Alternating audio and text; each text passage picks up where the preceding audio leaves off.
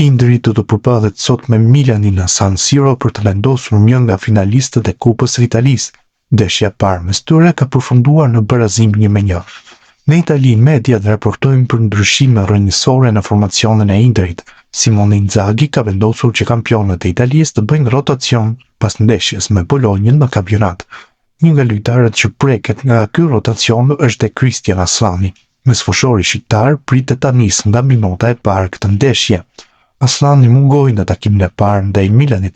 23 vjeçari ka shlyer pezullimin për shkak kartonësh dhe tashmë është i gatshëm për rikaltrit. Sipas La Gazzetta dello Sport, në stërvitjen e ditës së sotme në Appiano, Inzaghi ka sjedhur si partner të sulmit për Lautaron Taremin, i cili në garën për një vend në formacion ka kaluar Correan dhe Arnautovicin.